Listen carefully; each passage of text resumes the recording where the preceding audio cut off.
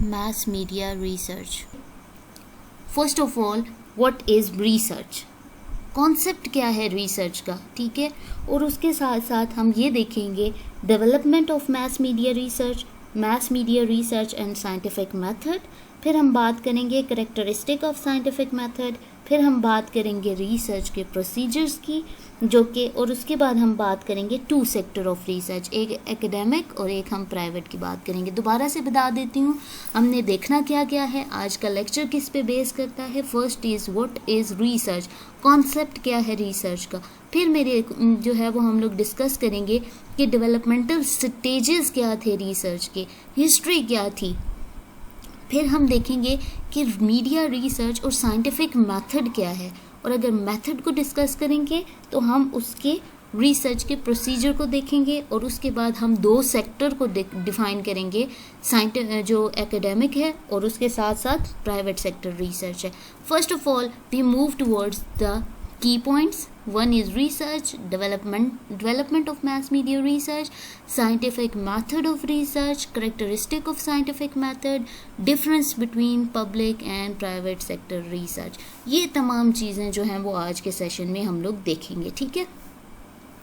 सबसे पहले ये जो बुक है, ये जो टॉपिक है रिसर्च, आखिर है क्या चीज़ जिसके बारे में हम पूरी एक बुक पढ़ेंगे, या जिस पॉइंट को लेके हम एक पूरी बुक पढ़ेंगे, या जिस पॉइंट को लेके प्रॉपर एक जो है वो स्टडीज़ होती हैं, तो ये है क्या? What is research? Research basically है क्या?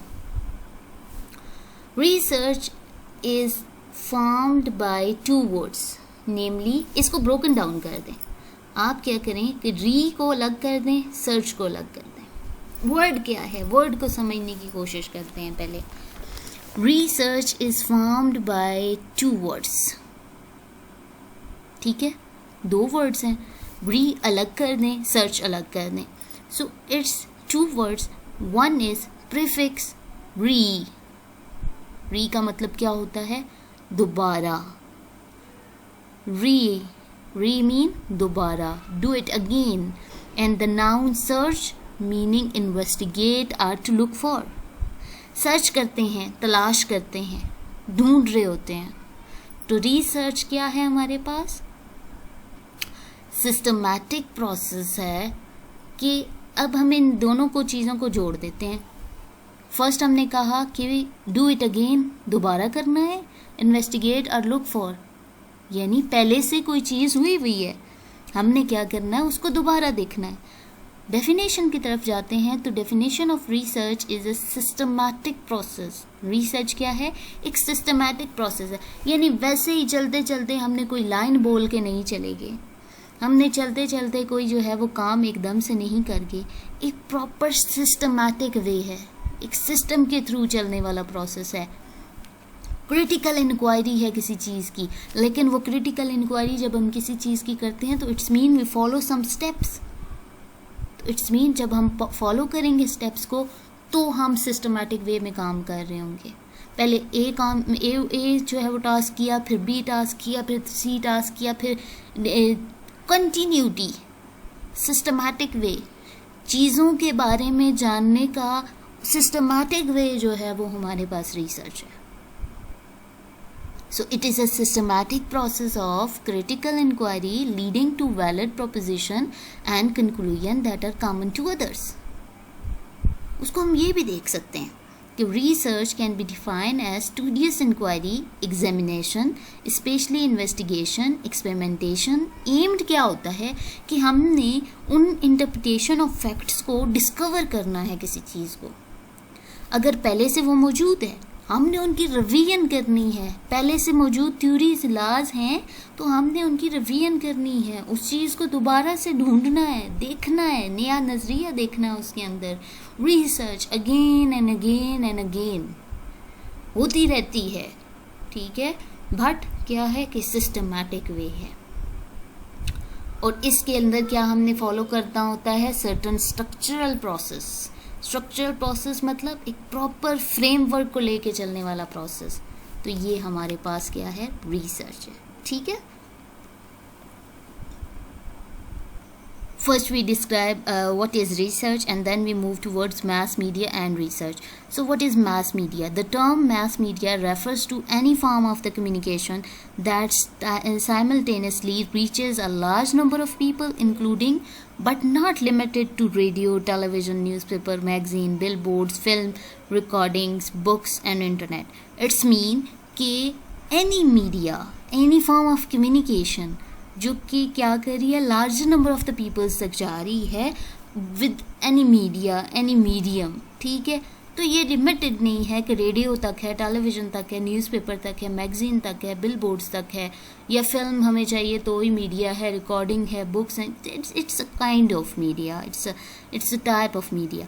सो रिसर्च क्या, जैसे हमने अभी डिस्कस किया कि it turn to discover something, हमने किसी चीज़ के बारे में जानना है, पहले से उसके बारे में चीज़ें मौजूद हैं तो हमने अगेन सेकेंडरी रिसर्च करनी है, but it's mean to discover something, ठीक है। ये हमारे पास बेसिक कॉन्सेप्ट है। नेक्स्ट मूव करते हैं हम लोग डेवलपमेंट ऑफ रिसर्च को। अब क्या है कि इसके बारे में डिफरेंट लोगों का डिफरेंट पर्सपेक्टिव रहा है। Development of mass media research के बारे में, ठीक है। जो ज़्यादा लोग हैं वो इस बारे में इस तरह से एग्री हैं कि mass media research has evolved in definable step and similar patterns have been followed in each medium needs for research. It's mean कि ये जो मास मीडिया रिसर्च है वो एक सीक्वेंस से सिस्टमैटिक वे में मूव करेगी, उस तरह से ये जो है वो सामने आई, ठीक है। इसमें इसके साथ एक और चीज़ बताई गई है कि हर एक फेज़ दूसरे से डिफरेंट है, उसकी रिक्वायरमेंट डिफरेंट है रिसर्च करते हुए, लेकिन क्या है, मकसद क्या है, उसका पैटर्न क्या है, वो सेम रहेगा, ठीक है। डेवलपमेंट की बात कर रहे हैं तो डेवलपमेंट जो होती है ना रिसर्च की, वो हमारे पास 4 बुनियादी हैं जो है वो हमारे पास फेजेस हैं, 4 बेसिक रिसर्च फेजेस हैं। First phase is the medium itself. हमने किसी चीज़ के बारे में रिसर्च करनी है, इस प्रोसेस को हम बहुत क्लियर होके देखेंगे किस तरह से इसको क्लैरिटी मिलती है। फर्स्ट हमने देखा द मीडियम इटसेल्फ, फिर हमने कहा phase 2 users end user of the medium, phase 3 affect of the medium, फिर बात की how the medium can be improved. इसके बारे में इन तमाम चीज़ों को समझने के लिए हम एक एग्ज़ाम्पल लेके चलेंगे, और एग्ज़ाम्पल किस तरह से, हम एक टाइप ऑफ प्रॉब्लम लेंगे और उस प्रॉब्लम को सॉल्व करने की कोशिश करेंगे इस फेज़ को समझने के लिए। हमने कहा डेवलपमेंट जो है वो मास मीडिया की एक सीक्वेंस ऑफ इवेंट्स हैं, और ये सीक्वेंस ऑफ इवेंट्स जो हैं वो हमें लीनियर वे में नज़र आएंगे। एक होगा, दूसरा होगा, फिर तीसरा होगा, फिर चौथा होगा, फिर एंड हो जाएगा। एंड नहीं होगा, अगेन होगा। पहले हमने कहा मीडियम इटसेल्फ, फिर हमने कहा user and users of the medium, फिर हमने कहा अफेक्ट ऑफ द मीडियम, फिर हमने कहा how the medium can be improved. एक पिक्चर है सामने, और ये पिक्चर एक मीडियम की है। इट्स मीन एक टेलीविज़न की पिक्चर है, ठीक है। गौर से इस पिक्चर को देखते हैं और उन प्रोसेस, उन फेजेस को देखते हैं, ठीक है। हमने कहा कि मास मीडिया रिसर्च के मुख्तलिफ फेजेस हैं, बट ये पिक्चर क्यों हमारे पास आ गई? Think for a while. आपके सामने एक टेलीविज़न की पिक्चर है, ठीक है। अब हमने ये देखना है, मैंने कहा कि रिसर्च जो है उसकी डेवलपमेंट डिफरेंट फेजेस के थ्रू हुई है, ठीक है। किस तरह से कि phase 1 of the research is the medium itself. सामने एक पिक्चर है, पिक्चर नहीं समझते हम, टेलीविज़न समझ लेते हैं, ठीक है। एक पिक्चर है टेलीविज़न की। फेज़ 1 हम जानेंगे व्हाट इज़ दिस, ये मीडियम, ये है क्या, मीडियम इटसेल्फ। हमने क्या करना है, हमने क्वेश्चन ये बनाना है कि हमने टेलीविज़न के ऊपर जो है वो रिसर्च करनी है, हमने टेलीविज़न की प्रोग्रामिंग के ऊपर रिसर्च करनी है। हमने टेलीविज़न इटसेल्फ उसके ऊपर रिसर्च करनी है? ये क्वेश्चन है मेरा एक। अब सबसे पहले फर्स्ट जो फेज़ है रिसर्च का, द मीडियम इटसेल्फ। ये इटसेल्फ क्या चीज़ है? फेज़ 1 इस मीडियम के बारे में है जिस पे रिसर्च होनी है। अब यहाँ पे हम इसकी डेवलपमेंट प्रोसेस को जानने और समझने के लिए एक मीडियम ले लेते हैं। फॉर एग्जांपल मैंने टेलीविज़न के बारे में रिसर्च करनी है, इसके किसी प्रोग्राम के बारे में रिसर्च करनी है। So let's start with television. सबसे पहले हम इस टेलीविज़न के बारे में जानेंगे कि ये एक टेलीविज़न है, ठीक है। फिर हम ये देखेंगे कि ये जो टेलीविज़न है हाउ इट वर्क, काम कैसे करता है। चीज़ आपके सामने एक नई आपके सामने रख दी जाती है, तो सबसे पहले आप ये देखेंगे कि ये है क्या चीज़, काम कैसे करती है। फिर आप ये जानेंगे कि हाउ डज़ इट वर्क, ठीक है। तो it's mean what technology it involves, how it is similar और different what already we have. ये क्वेश्चन आएगा आपके माइंड में, क्या चीज़ है, कैसे काम करती है, ठीक है। ये पहले से हमारे पास टेलीविज़न सेट मौजूद था, तो इससे उसमें क्या डिफरेंस है, ये पहला क्वेश्चन होगा आपका। और यही फेज़ 1 है रिसर्च की डेवलपमेंट की। व्हाट इज़ इट, है क्या ये चीज़। मीडियम इटसेल्फ, इसकी खुद के बारे में, ये किस चीज़ से बनी हुई है, हम ये जानने की कोशिश करते हैं कि ये है क्या चीज़, किस चीज़ से ये जो है वो बनी हुई है, इसकी साख्त क्या है, इसका स्ट्रक्चर क्या है, ठीक है। ये था फर्स्ट स्टेप।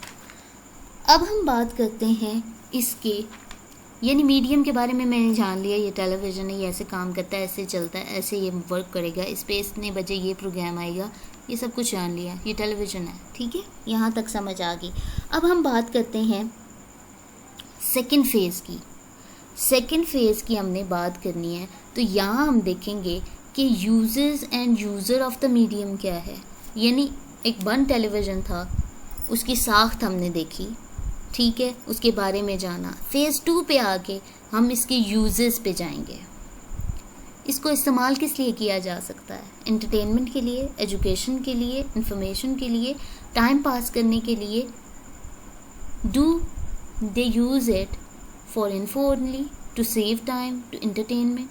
यानी इस फेज़ में हम जो सेकंड फेज़ है उसके अंदर हम ये देखेंगे कि अगर ये मीडियम जो है कोई लोग यूज़ कर रहे हैं तो वो कौन लोग हैं, कंज्यूमर कौन है इसके, ठीक है। क्या वो इसको एजुकेशन के लिए यूज़ करते हैं, रिलैक्स होने के लिए यूज़ करते हैं, किस लिए, उनकी नीड्स क्या हैं और ये मीडियम कैसे उनकी नीड्स को ग्रेटिफाई कर सकता है। Second phase, uses end user of the medium, हमने इसे यूज़ कैसे करना है, ठीक है। Second phase. थर्ड फेज़ की तरफ जाते हैं, investigation of social and psychological and physical effect of the medium. अब हमने देख लिया, अब हम देखते हैं कि एक मीडियम की साख्त है, उसकी स्ट्रक्चर को हमने सबसे पहले देखा, फिर हमने उसे ऑन किया, फिर हमने देखा कि उसको यूज़ कैसे करते हैं, ठीक है। यहाँ तक हो गया। जब हमने यूज़ भी कर लिया, फिर हमने देखा हम लोग तो यूज़ कर रहे हैं, हम जैसे दूसरे जो लोग यूज़ कर रहे हैं या हम लोग ही यूज़ कर रहे हैं, तो इसके सोशल अफेक्ट क्या है और साइकोलॉजिकल अफेक्ट क्या है, ये हम पे क्या असर डाल रही है, ठीक है। ये जो चीज़ है ये हमारे साइकोलॉजिकल जो सिस्टम है उसके ऊपर क्या असर डाल रही है और सोशल सिस्टम पे क्या असर डाल रही है। Third step. अब हम मूव करते हैं फोर्थ स्टेप पे। पहले हमने क्या देखा, इसकी साख्त कैसे, व्हाट मीडियम इटसेल्फ क्या चीज़ है। फिर हमने देखा यूज़ करके, यूजर्स एंड यूज़र की तरफ देखा। फिर हम जाते हैं कि इसका अफेक्ट क्या हुआ उन यूज़र्स पे, ठीक है। अब हम ये देखते हैं और इसके साथ साथ हमने देखा कि लोग जो हैं इस मीडियम को यूज़ करने वाले, वो इसके साथ कितना टाइम स्पेंड करते हैं, मीडियम के जो प्रोस्पेक्टिव्स हैं उसको किस तरह से ये चेंज करता है, उसकी प्रेफरेंसेस को ये मीडियम कैसे चेंज करता है। How much time do people spend with the medium, does it change the peoples perspective about anything. यानी इस मीडियम को कंज्यूमर जो है वो क्या एक्सपेक्ट करके यूज़ करेंगे, ये बात आ गई। Fourth step, how the medium can be improved, हमने देख लिया, इसको ऑन किया, इसको यूज़ करके देख लिया, फिर हमने देख लिया इसका इफ़ेक्ट क्या होगा। फिर जब हमने देख भी लिया, ठीक है, हमने इफ़ेक्ट भी देख लिया, फिर हम देखेंगे क्या ये ठीक है या इसको और इम्प्रूव कर सकते हैं इस चीज़ को जिसके बारे में हम रिसर्च कर रहे हैं। How the medium can B improve. अब बात ये आती है कि ये मीडियम अगर ये सर्विसेज दे रहा है तो क्या इसके साथ और तरह की सर्विसेज भी ऐड हो सकती हैं। अगर ये प्रोग्राम इस पे चल रहा है तो क्या दूसरे प्रोग्राम भी इस पे आ सकते हैं। इस पे इम्प्रूवमेंट कैसे हो सकती है, ठीक है। अगर एक क्लास ऑफ पीपल के बारे में कोई प्रोग्राम दे रहा है तो क्या दूसरी क्लास के लिए भी ये प्रोवाइड कर सकता है। इसमें बेहतरी कैसे लाई जा सकती है। अब हम देखते हैं कि जो फिगर मैंने एक बताई आपको, जो लीनियर फिगर थी, the medium itself, users end user of the medium, फिर हमने देखा इफेक्ट ऑफ द मीडियम, फिर how the medium can be improved. Linear वे में चलते हैं, एक स्टेप कंप्लीट होगा तो दूसरा स्टार्ट होगा, ठीक है। तो अब हम ये कह सकते हैं कि research is a never ending process, चलती रहेगी, कंटिन्यूस, ठीक है। So research project design to answer one series of question, produce new set of question. एक सीरीज ऑफ क्वेश्चन कंप्लीट हुए, new set of series of question जो है वो start हो गए। तो अगर हम हिस्ट्री देखते हैं तो कई ऐसे इवेंट्स हैं जो रिसर्च की ग्रोथ का जो है वो रीज़न बने। यहाँ तक थे हमारे पास डेवलपमेंट। एक एग्जांपल मैंने आपके सामने टेलीविज़न की प्लेस की और उसके बारे में हमने ये देखा, phase 1 of the research, what is this, है क्या, किस चीज़ से बनी है, मटेरियल किससे बना हुआ है। मीडियम इटसेल्फ, उसके बारे में जितनी अच्छाइयाँ बुराइयाँ सामने नज़र आ रही हैं, इस मटेरियल से बनी है, इतनी इंच है, इतने जो है वो कब उसके ऊपर ये चीज़ आएगी, ऐसी पिक्चर होगी, ये तमाम चीज़ें मीडियम इटसेल्फ। फिर हमने बात की user and uses of the medium के बारे में, लोग कौन इसे यूज़ करेंगे। थर्ड हमने बात की इन्वेस्टिगेट हम करना चाह रहे थे social and psychological and physical effect of the medium, इसके इफ़ेक्ट क्या हैं जो लोग इसे यूज़ करते हैं। फिर हमने ये कहा कि how the medium can be improved. ये जब हमने एक सिस्टम, एक मीडियम को देख के एग्जांपल दी तो it's a developmental stages of research. 4 phases हमने देखे, medium itself, user and uses, effect of the medium और how the medium can be improved, ठीक है। अब हम मूव करते हैं इसके डेवलपमेंटल फेजेस को। फेज़ 1 में हमने कहा the medium itself. In phase 1 of the research there is an interest in the medium itself, curiosity होती है हमें उसकी जानने की। So what is it, how does it work, what technology does it involve, how it is similar to the different from what we already have, what functions and services does it provide, who will have access to new medium, how much will it cost। ये तमाम बातें first stage पे आएंगी। Next हम move करते हैं phase 2 की तरफ, uses and users of a medium. In this phase specific information is accumulated about the uses and users of the medium. How do people use medium in real life? Do they use it for information only, to save time, for entertainment, for some other reason? Do children use it? Do adults use it? Why? What sort of gratification they obtain by using this medium? So, what other type of information and entertainment does the new medium replace? What original projection about the use of the medium is correct? What uses are evident other than those that were predicted from the initial research? This is the second phase of research. And the third phase is effect of the medium. Phase 3 include investigation of the social, psychological and physical effect of the medium. How much time do people spend with the medium? Does it change people's perspective about anything? What do the users of the medium want and expect to hear or see? In what way, if any, does the medium help people? Can the medium be combined with other media or technology to make it even more useful? So this is a third phase of research, improvement. How the medium can be improved. In phase 4, research is conducted to determine how the medium can be improved. Either it is used through the technological development. Can the medium provide information and entertainment to more types of people? How can new technology used to perfect or enhance the sight or sound of the medium? Is there a way to change the content to be more valuable or entertaining? So these are the four basic steps, four phases of research development. Now we move another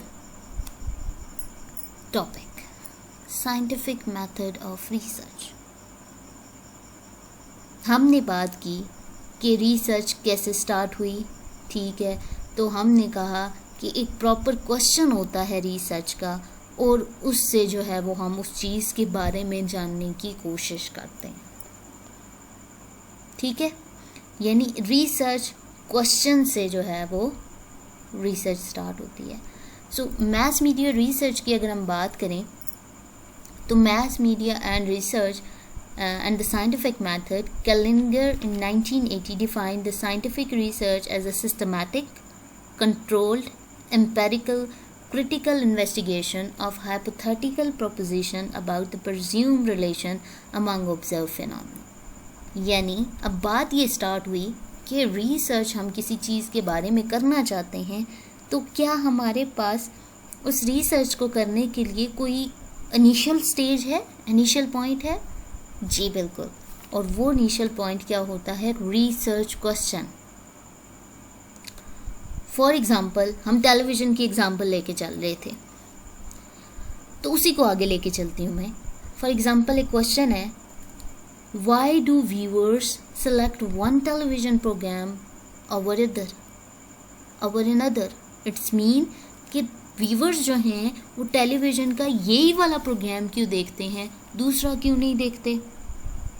अब problem ये आती है, ये question जो है इसको address करने के लिए, इस आंसर फाइंड आउट करने के लिए डेटा कलेक्शन मेथड कौन सा होगा, और अगर होगा तो मोस्ट अप्रोप्रिएट कहाँ से होगा? अगेन एक अनदर क्वेश्चन. पहला एक क्वेश्चन था, हमने उसके फेजेस को देखा था कि कैसे रिसर्च जो है वो स्टेप बाय स्टेप चली. अब हमने करना है रिसर्च की एक प्रॉपर प्रोसेस को स्टार्ट करना है. उसके लिए हमारे पास क्या था? एक क्वेश्चन था. और क्वेश्चन क्या है? फॉर एग्जांपल हमने देखा कि why do viewers select one television programme over another. Problem ये आती है कि which data collection method can be most appropriate. Data collect करना है जी, हमने आंसर फाइंड आउट करना है इस चीज़ का कि लोग जो हैं वो एक टेलीविज़न प्रोग्राम को जो है वो देखते हैं, दूसरे को क्यों नहीं देखते, ठीक है, तो या कौन सा देखते हैं और कौन सा छोड़ देते हैं, इसी को क्यों देखते हैं, दूसरे को क्यों नहीं देखते, ये क्वेश्चन है, ठीक है. तो इसको आंसर करने के लिए कौन सा डेटा कलेक्शन मेथड होगा जो बहुत ज़्यादा सूटेबल होगा, उसके बारे में बात करते हैं. तो हमारे पास जो साइंटिफिक रिसर्च की बात कर रहे हैं, तो scientific research is an organised, objective, controlled, qualitative, quantitative भी हो सकती है, empirical analysis of an of more variable. हम आगे चल के क्वालिटेटिव को भी इन डिटेल पढ़ते हैं, क्वांटिटेटिव को भी इन डिटेल पढ़ते हैं, एम्पेरिकल एनालिसिस को भी देखते हैं. तो हमने बात की, हमारे पास एक क्वेश्चन है, why do viewers select one television programme over another.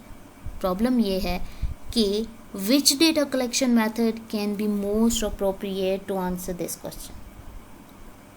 यानी कौन सा ऐसा डेटा कलेक्शन मेथड होगा जो अप्रोप्रिएट रहेगा कि हमने उसके थ्रू जो है वो इसका आंसर फाइंड आउट करना है, ठीक है. Kellinger in 1986, using definition provided by nearly a century ago by C.S. Spice, discussed 4 approaches to finding answers. 4 जो है वो हमारे पास अप्रोचेस हैं, 4 अप्रोचेस हैं जो यूज़ की जाती हैं आंसर फाइंड करने के लिए रिसर्च क्वेश्चन का, और उनको कहते हैं मेथड ऑफ नोइंग, ठीक है. बस क्या था कि scientific research is organised, objective, control, qualitative, quantitative, empirical analysis of one or more variable. So methods of knowing is there are several approaches in answering research question. Kerlinger and Lee 2000 using definition provided nearly a century ago by C.S. Pires discuss 4 approaches to finding answer or methods of knowing: tenacity, intuition, authority and science. हमने एक question place किया था कि why do viewers select one television program over another? It's mean कि हमने अब उस question का आंसर ढूंढना है. उस क्वेश्चन को उस आंसर करने के लिए 4 मेथड्स बताए गए हैं, जिसमें फर्स्ट इज टेनेसिटी है, इंट्यूशन है, अथॉरिटी है और साइंस है. हर एक मेथड को हम देखते हैं. फर्स्ट हम बात करते हैं method of tenacity. A user of the method of tenacity follow the logic that something is true because it has always been true. बात करते हैं किसी XYZ पर्सन की, उसने एक बात कही और वो उसी पर डट गया कि ये जो चीज़ है ये तो मेरी नॉलेज के अकॉर्डिंग ये है, तो it's mean it's a final word. वहाँ पे चेंजेस आ ही नहीं सकती, क्योंकि उसने कह दिया मेरी नॉलेज इतनी है, मैंने ये चीज़ ऐसे सुनी है या मैं ये जानता हूँ, उसके बारे में जो है वो मैं राइट साइड पे हूँ, तो वो गलत नहीं हो सकती. This is the method of tenacity. It's mean in the method of tenacity follow the logic that something is true because it has always been true.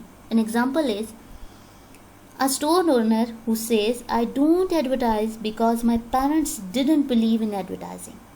The basic idea is that nothing changes. What was good, bad, successful before will continue be so in future. उसने कहा मेरी knowledge के according मैं जो हूँ वो सीधे track पे हूँ, बाकी सारी दुनिया अगर बोलती है तो बोलती रहे. ठीक है. मेथड ऑफ टेनेसिटी, उसने अपने माइंड में एक लॉजिक बना ली और उसी को वो फॉलो करेगा, क्योंकि उसने कहा कि मैं एक दफ़ा सही हो गया तो हर दफ़ा वो चीज़ जो है वो सही होगी. This is the method of tenacity. Next move करते हैं method of intuition. It's mean a person assume that something is true because it is self evident और stand for reason. Method of intuition. It's mean in the method of intuition, a prior approach, one assumes that something is true because it's self-evident or stand to reason. Some radio programmers might resist offered test while they offer some music. They believe that their listeners like their music. वो कोशिश ही नहीं करते test करने की, वो अपना method change करने की कोशिश ही नहीं करते. कहते हैं कि हमें जो सुनने वाले हैं वो हमेशा से हमें जो है वो सुन रहे हैं और इसी किस्म का म्यूज़िक जो है वो उनको पसंद है, तो हम जो है यही चलाएंगे क्योंकि हमारे पास इतने % जो है वो लिसनर हैं और वो इसी को सुन रहे हैं. तो it's mean method of intuition stand to reason. Reason ये रहा कि उनके पास इतने % लिसनर थे, इसलिए वो जो है वो टेस्ट नहीं करेंगे दोबारा, या उस चीज़ को जानने की कोशिश नहीं करेंगे. यानी पहले से उनके पास अगर क्वेश्चन है ना, जैसे हमने क्वेश्चन कहा कि viewers select one television programme over another, उस बंदे ने कहना है कि इस प्रोग्राम की रेटिंग इतनी आती है तो इट्स मीन ये लोगों को पसंद है, दूसरे को जानने की कोशिश ही नहीं करेगा. ये था इंट्यूशन. नेक्स्ट मूव करते हैं method of authority. The method of authority promote a belief in something because a trusted source such as a parent, a news correspondent or a teacher say it is true. Method of authority. उसके बड़ों ने कह दिया ये चीज़ ऐसे है, या उसकी किसी जिस पे वो ज़्यादा ट्रस्ट करता है उसने ये कहा कि ये चीज़ ऐसे है, तो उसने मान लिया जी ये काम तो ऐसे ही होना है, इसमें चेंजेस नहीं आ सकती, क्योंकि वो ट्रस्टेड सोर्स था. किसी टेलीविज़न एंकर ने ये कह दिया, न्यूज़ एंकर ने ये बात कह दिया, तो इट्स मीन वो हरफ आखिर है, तो उसको चेंज नहीं किया जा सकता. अथॉरिटी है, अगर कोई बच्चा जो है वो टीचर की बात जो है वो पॉइंट को लेता है वो अथॉरिटी है, वो पेरेंट्स की बात को लेता है वो अथॉरिटी है, वो किसी बहन भाई की बात को लेके चल रहा है वो अथॉरिटी है. It's mean something is true because जो एक पर्सन था, एक ट्रस्टेड सोर्स थी, उसने कहा जी ये ठीक है. नेक्स्ट मूव करते हैं मेजर जो हमारा टॉपिक है, that is a scientific method. अब साइंटिफिक मेथड क्या है कि the truth is found only through a series of objective analysis, this is a research. हमने ट्रुथ फाइंड करना है, बट किस तरह से करना है, एक सीरीज ऑफ ऑब्जेक्टिव एनालिसिस को लेके चलना है, और उसके एंड पे जो हमारा रिजल्ट आएगा, कंक्लूजन आएगी, हम कहेंगे कि ये रिसर्च है जी, हमने ये चीज़ें जो है वो इस प्रोसेस से होके गई हैं, ये आंसर आया, तो इट्स मीन ये हमारे पास ये आती है हमारे पास साइंटिफिक मेथड। करेक्टरिस्टिक क्या है, ये साइंटिफिक मेथड क्या चीज़ है? हमने कहा कि scientific method approaches learning as a series of small steps, that is one study or one source provided only indication of what may or may not be true. The truth is found through a series of objective analysis. ठीक है, it's mean कि self जो scientific method है वो self correcting system है, changes आएंगी but errors जो हैं उनको रिमूव करके अनदर प्रोसेस, अनदर स्टेप, उसके बाद क्या होगा कि हमारी जो फाइनल प्रोडक्ट आएगी वो रिजल्ट की सूरत में आएगी। करेक्टरिस्टिक हम देखते हैं साइंटिफिक मेथड के 5 basic characteristic or tenets distinguish the scientific method from the other methods of knowing. A research approach that does not follow these tenets cannot be considered a scientific approach. अगर वो इन चीज़ों को follow नहीं करती, उसके अंदर ये इंग्रेडिएंट्स नहीं है, हम उसको साइंटिफिक अप्रोच नहीं कहेंगे। फर्स्ट इज साइंस क्या होती है, साइंटिफिक रिसर्च क्या होती है, वो पब्लिक होती है जी। फिर हमने बात की वो ऑब्जेक्टिव होती है, scientific research is objective, scientific research is empirical, scientific research is systematic and cumulative, and scientific research is predictive. In process को देखते हैं। हमने कहा scientific research is public, it's mean scientific advancement depends on freely available information. क्या होगा कि ये जो हमने काम करना है वो freely available होगा for correction, ठीक है, या उसको हम कहेंगे कि उसके अंदर ला बनने तक वो फ्रीली अवेलेबल होगा, पब्लिक जो है वो इजीली एक्सेस कर सकेगी उस डेटा को, तो वो साइंटिफिक डेटा होगा। अब इसमें प्राइवेट और पब्लिक सेक्टर अलग आ जाती है। अब जो पब्लिक सेक्टर रिसर्च होगी उसके अंदर क्या होगा कि फ्रीली अवेलेबल जो है वो डेटा होगा। प्राइवेट सेक्टर रिसर्च क्या होगी, किसी एक कंपनी ने की हुई है, उसने डेटा, वो फाइंडिंग्स, वो फिगर्स अपने तक संभाल के रखे हुए हैं, उससे कांटेक्ट किया जाए तब वो अपनी रिसर्च की फाइंडिंग देंगे, वो अलग चीज़ है। लेकिन बेसिक क्या है, freely available information. So researcher can, especially in academic sector, cannot plead private knowledge. So method and accuracy is findings and information. वो क्या करते हैं, उसकी रिसर्च की अवेलेबिलिटी होती है, ठीक है, कि कहाँ पे वो अवेलेबल है। उसके बाद हम बात करते हैं की प्रिंसिपल को देखते हैं कि की principle of science is that any statement of fact made by one scientist should be independently variable by one another scientist. यानी मैंने एक काम किया, मेरे एक रिसर्च प्रोजेक्ट था, उसको मैंने फ्रीली अवेलेबल वो जो है वो हो गया। अब कोई और साइंटिस्ट आएगा, वो अपने सैंपल लेके आएगा, अपना उसका जो है वो डेटा होगा, अपनी टाइम ड्यूरेशन होगी, तो वो उसके ऊपर रिसर्च कर सकता है क्योंकि उसका अपना सैंपल है, अपनी जो सैंपल साइज़ है वो है, तो इट्स मीन कि वो करेक्शन के लिए रेडी रहता है डेटा, ठीक है। Science is objective. Science tries to rule out sensibilities of judgment by the researchers. When a study is undertaken, explicit rule and procedure are constructed and the researcher is bound to follow them, letting the chips fall where they may be. It's mean कि ये एक objective analysis होता है। Scientific research क्या है, objective analysis है, हम एक प्रॉपर एम को लेके आगे चल रहे होते हैं। फिर हम बात करते हैं science is empirical. It's mean कि researchers are concerned what a world is knowledgeable or measurable or potentially measurable. अब empiricism की बात करते हैं। What is empiricism or what is empirical word? Empiricism is derived from the Greek word is for experience.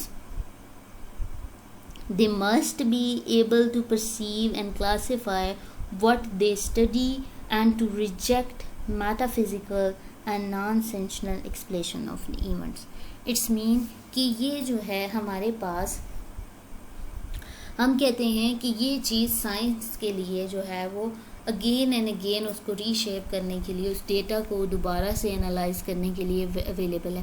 But कुछ चीज़ें ऐसी हैं जिनको हम टेस्ट नहीं कर सकते, ठीक है। और बीइंग अ मुस्लिम, हम अगर अल्लाह ताला की कुदरत का देखें तो वो चीज़ें हैं जहाँ पे साइंस नहीं पहुँच सकती, और साइंस पहुँचती भी है तो हद तक पहुँचती है, वहाँ तक नहीं जा सकती। तो इट्स अ एम्पेरिकल वर्ल्ड, ठीक है। नेक्स्ट मूव करते हैं systematic and cumulative. It's mean science जो है वो क्या करती है, एक प्रॉपर सीक्वेंस ऑफ स्टेप्स को लेके चल रही होती है। प्रॉपर सीक्वेंस ऑफ स्टेप का मतलब ये है कि साइंस ने सिस्टमैटिक और क्यूमुलेटिव वे में आगे जाना है, ठीक है। सबसे पहले वो क्या करेगा कि एक ब्लॉक रखेगा, फिर उसके ऊपर दूसरा ब्लॉक है साइंटिस्ट, फिर तीसरा ब्लॉक रखेगा, फिर चौथा ब्लॉक रखेगा। इट्स मीन सिस्टमैटिक वे में आगे जाएगा। यानी हम क्या करेंगे, अब हम नेक्स्ट जो है वो उसमें देख लेंगे कि एक साइंटिफिक रिसर्च का प्रोसीजर क्या होता है, किस तरह से वो सिस्टमैटिकली आगे बढ़ रही होती है, ठीक है। अब हमारे पास बात आती है इसकी रिसर्च प्रोसीजर की, तो हम बात करते हैं कि scientist attempt to search for order, consistency among their findings and its ideal form. So scientific research begin with a single carefully observed event and progress to ultimately to formulation of theories and law. और उसके and पे हमने क्या कहा कि theories और law बन जाते हैं, ठीक है। यानी हम बात करते हैं अगर साइंटिफिक रिसर्च की, तो सबसे पहले हम क्या करेंगे, एक प्रॉब्लम को सिलेक्ट करेंगे, फिर हमने जो है लिटरेचर रिव्यू करेंगे, फिर हम उसकी मेथडोलॉजी सिलेक्ट करेंगे कि ये रेदर एक क्वालिटेटिव रिसर्च है, क्वांटिटेटिव रिसर्च है, ठीक है। क्वालिटेटिव रिसर्च है, हम इन डेप्थ इंटरव्यूज़ करेंगे, ठीक है, फोकस ग्रुप स्टडी होगी। अगर वो क्वांटिटेटिव है, हमने कंटेंट एनालिसिस करना है, उसके थ्रू हम वो जो है फाइंड करेंगे। फिर हम उसका डेटा जो हमें मिल गया उसको हम जो है वो क्या करेंगे, उसका एनालिसिस करेंगे। डेटा एनालिसिस आ गया, फिर हम रिजल्ट लिखेंगे। रिजल्ट लिखने के बाद हम क्या करेंगे, उसके ऊपर कंक्लूजन फाइंड करेंगे। तो it's mean it is a systematic way. Science is a systematic way. Next is predictive. Science is concern with relating the present to the future. Present है, फ्यूचर की बात करेंगे। प्रेडिक्टिव है। In fact, scientists strive to develop theories because for one reason they are useful in predicting behavior. ठीक है? If a theory suggests predictions that are not borne by data analysis, then theory must be carefully re-examined करे अगर उसके अंदर ये prediction जो है वो नहीं है। तो it's mean this is a complete process of scientific research. उसने ना सिर्फ वो पब्लिक होनी है, वो ऑब्जेक्टिव होनी है, वो एम्पेरिकल होनी है, सिस्टमैटिक एंड क्यूमुलेटिव होनी है और प्रेडिक्टिव। अगर ये इंग्रेडिएंट नहीं है किसी प्रोसेस में, वो साइंटिफिक मेथड नहीं है जी। ये चीज़ें होनी ज़रूरी हैं, ये उसके बेसिक करेक्टरिस्टिक्स हैं, ठीक है।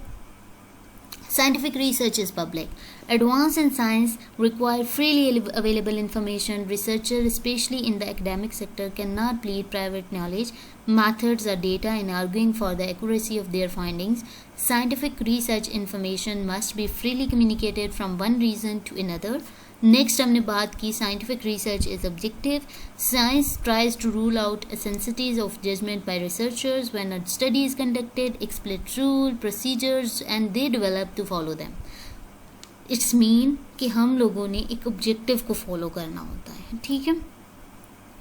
For example, to measure the appeal of television commercial, researcher might count the number of the time the viewers changes channel during a commercial. हमने कवरेज की बात की, हमने कमर्शियल की जो है वो रिप्रेजेंटेशन किसी ब्रांड की बात की. तो इट्स मीन हमने उसका कंटेंट एनालिसिस कर रहे हैं कि कितने टाइम में वो कंटेंट टेलीविज़न पे अवेलेबल होता है और वो रिसर्चर कितने टाइम पे कितने दफ़ा वो जो है वो कमर्शियल जो है वो व्यूवर देख रहा है. फिर हमने बात की science is empirical. Researchers are concerned with a world that is knowable and potentially measurable. Empiricism comes from the Greek word for experience, so researchers must be able to perceive and classify what they study and reject metaphysical and non-sensational explanation of event. ठीक है, empiricism की बात की. फिर हमने बात की कि science is systematic and cumulative. It's mean no single research study stand alone, nor does it raise or fall. क्यों नहीं होता? क्योंकि One of the first step is conducting research is review the available scientific literature on the topic so that the current study will draw on the heritage of the past research. This is a systematic and cumulative way. Next, science is predictive.